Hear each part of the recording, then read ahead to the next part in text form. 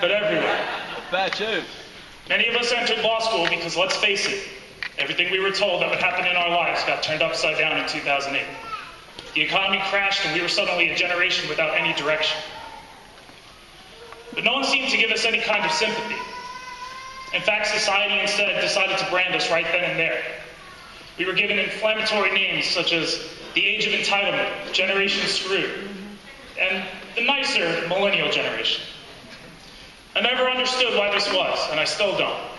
It actually makes me a little mad that my generation gets branded with these stigmas of entitlement, laziness, and brattiness before we even get out of the gate.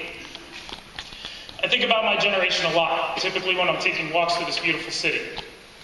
And on one of these walks, I was with Katie, we were a little north of Times Square, and there was a billboard by Time magazine, and it said, millennials, overeducated, underemployed, but wildly optimistic. And I thought that made a little bit of sense as I kept walking. And I thought maybe it's time for somebody to explain why we are wildly optimistic. We millennials naturally see the best in our generation. Yes, there are those who feel that we've been given far too many participation trophies, and that we post way too much food on Instagram, and we have way too much time to put our dog on Facebook. But I think when you get down to it, we have an unbelievable amount of talent that hasn't even been tapped into yet. If you peel all that away, you'll see that we have potential to do things that people previously thought were impossible. And I believe this is true for 3 reasons. 1, we were raised by a generation that was exposed to even more harrowing times than our own. Our parents are proof of what the American spirit is. In this country, a blue-collar man can work his whole life with his bare hands to send his 2 boys to college, and he'll watch as one finishes medical school and the other graduates today. Another set of parents can push through all the walls placed before them and watch their 2 kids graduate law school 2 weeks away from each other, while one tries to give a decent speech. 2, we have the ability to access information in a matter of seconds, and we can do this at speeds that previous generations have only dreamed of. If you look at history, the creation of the printing press changed everything. It got information out faster than it had ever gotten out before. Our generation is arriving at the very beginning of the digital printing press, and all the information we're ever going to need is right at our fingertips. 3, and most important, when Martin Luther King died, Bobby Kennedy pleaded for Americans to make an effort to understand and embrace love, and this generation does. I would argue that we are the most tolerant generation and the most team-oriented generation to ever exist. We work as a team because we know that if we want to go further, we have to do it as a group. Ladies and gentlemen, this class sitting before you will drop everything for somebody, whether they know them personally or not.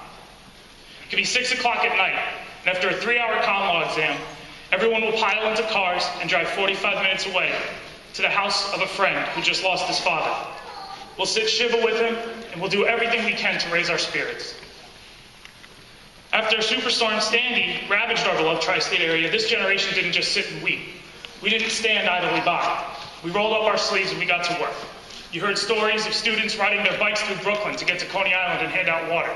You heard the other story of another student carrying his mother and his dog outside of their house through chest-deep floodwater to get them to safety. It's the kind of class you have in front of you today. It's the kind of people that we've become, thanks to this school. We did our best to help our family and friends, and then we moved on to complete strangers. We had food and clothing drives.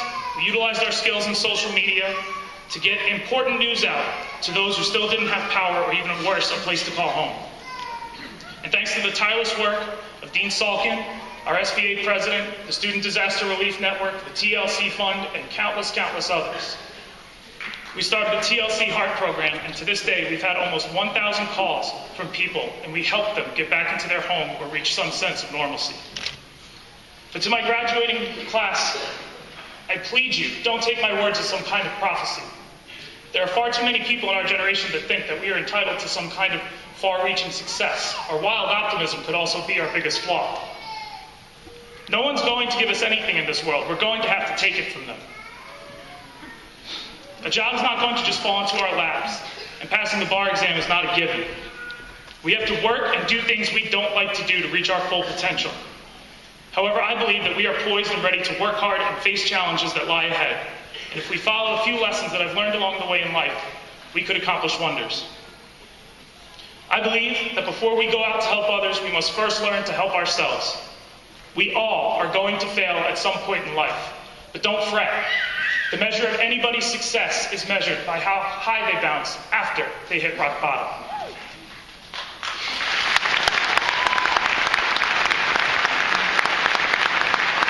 There's no reason to be afraid of failure. You can hate it, but don't be afraid of it. There's an American politician who failed in 8 elections, 8, before he won his last one. And his name was Abraham Lincoln. Failure is not falling down. Failure is refusing to get back up.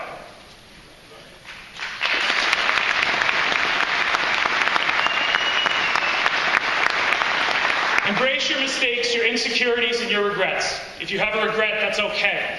It means that you're growing. No one's going to appear and hand you this card that says, "You're forgiven, stop thinking about it." Though I wish it would. You have to realize that everyone around you makes mistakes, and that all these situations are meant to be learning opportunities. The biggest thing we have to do is stop comparing our behind-the-scene moments to somebody else's highlight reel. Today we are entering a field called the practice of law. And by its very definition, this means that we are never going to be perfect lawyers. Lord knows I won't. We will always have to learn. And you may not realize it now, but this is an unbelievable blessing, because when you learn, you always become a better person. Never take your friends and family for granted. Everyone in this room today helped us achieve this moment in some way, and never forget that. Our loved ones are the closest connection we have to whom we really are. All that I am and all that I will become, I attribute to the love that my family and friends have shown me for 26 years. So thank you.